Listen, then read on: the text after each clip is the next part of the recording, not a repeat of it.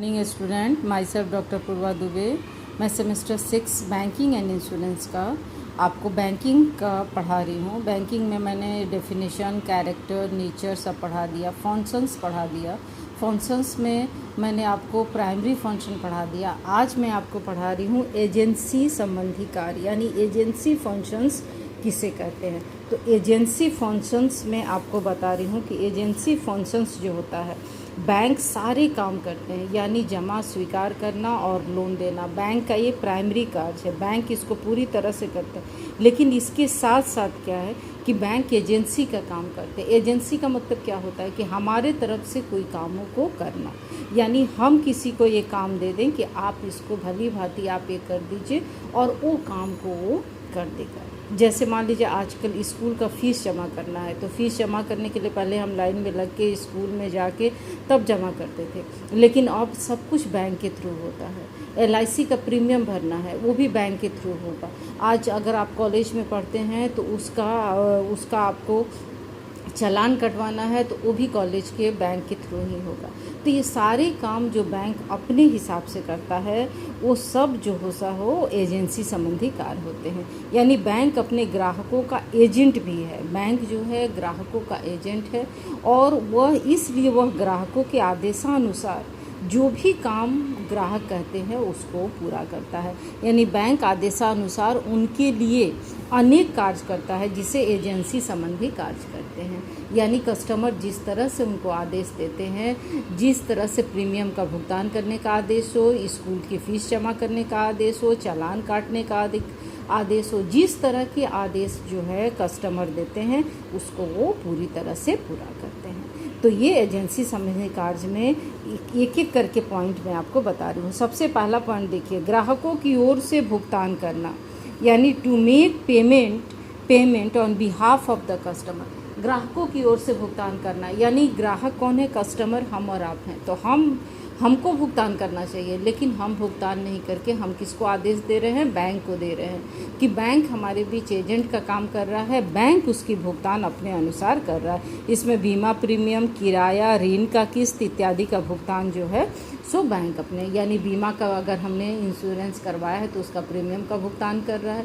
किराया दे रहा है, किराया अगर किसी का हमको चुकाना है तो वो भी बैंक के थ्रू कर रहा है। यानी हर चीज़ का जो पेमेंट है वो बैंक अपने थ्रू पूरी तरह से कर रहा है। उसके बाद दूसरा पॉइंट देखिए, प्रतिभूतियों का क्रय विक्रय, यानी purchase and sale of security. प्रतिभूति क्या है? जो हम शेयर खरीदने हैं या किसी तरह का इन्वेस्टमेंट है हम वो खरीदते हैं। यानी प्रतिभूतियों का क्रय विक्रय, जितने भी सरकारी और गैर सरकारी प्रतिभूतियों का क्रय विक्रय जो है वो बैंक अपने थ्रू करता है। यानी किस तरह से क्रय विक्रय करना है वो बैंक अपने थ्रू पूरा करवाता है। उसके बाद देखिए कहता है कि धन का स्थानांतरण, यानी ट्रांसफ़र ऑफ फंड, यानी बैंक ग्राहकों के धन को एक स्थान से दूसरे स्थान पर भेजने का भी काम करते हैं। एक स्थान से दूसरे स्थान तक भेज देते हैं। यानी हमको यहाँ बैठे अपने बच्चे को फ़ीस भेजने के लिए मनी ट्रांसफ़र है, तो हम यहाँ से वहाँ पैसे भेज सकते हैं। यानी धन का स्थानांतरण, ट्रांसफ़र ऑफ फंड, हम एक बैंक से दूसरे बैंक, एक जगह से दूसरी जगह ये हम आसानी से ट्रांसफ़र कर सकते हैं। उसके बाद देखिए कहता है कि बैंक ड्राफ्ट जारी करना, यानी इशूइंग बैंक ड्राफ्ट। तो बैंक ड्राफ्ट एक ऐसा प्रपत्र है जिसके माध्यम से एक बैंक दूसरे बैंक या अपने बैंक के दूसरे शाखा को आदेश देता है कि वह उसमें लिखित व्यक्ति को भुगतान कर दे। यानी लिखित रकम, जो रकम हमने उसमें मेंशन किया है, जो रकम हमने उसमें लिखा है, उस रकम को निश्चित व्यक्ति, जो व्यक्ति का नाम हम आपको बता रहे हैं, उस व्यक्ति को निश्चित तौर पे भुगतान करके दे दे। तो ये हमारा, उसके बाद कहता है कोर बैंकिंग सॉल्यूशन, यानी कोर बैंकिंग समाधान का है कि इसमें एक ऐसी प्रणाली है जिसमें ग्राहकों के बारे में हर प्रकार की जानकारी केवल एक बैंक शाखा में ही उपलब्ध होती है। यानी बैंक के बारे में पूरी जानकारी, एक कस्टमर के बारे में पूरी जानकारी जो है सो बैंक को है कि कहाँ उसका बैंक का डिपॉजिट है, किस किस जगह पे उसने खोले हैं, किस जगह पे उसका है, वो पूरी तरह से उसकी जानकारी जो हो जाती है।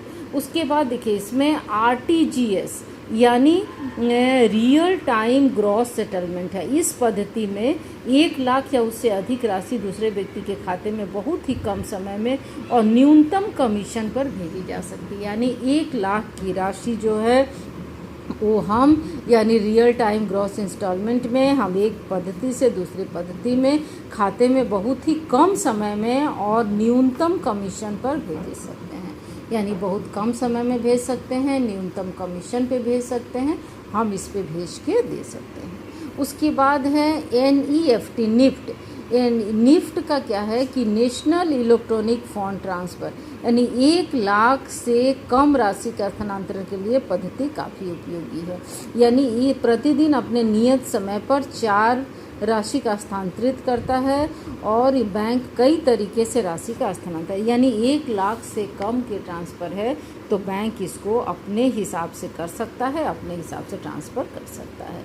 उसके बाद देखिए कहता है चेक, बिल इत्यादि का भुगतान करना, यानी चेक का भुगतान करना, बिल का भुगतान करना, किस तरीके से चेक और बिल का भुगतान कर सकते हैं, प्रतिभूतियों का विज्ञापन भी कर सकते हैं, यानी किस तरीके से हम कर सकते हैं वो बताता है। तो ये हमारा एजेंसी संबंधी कार्य है।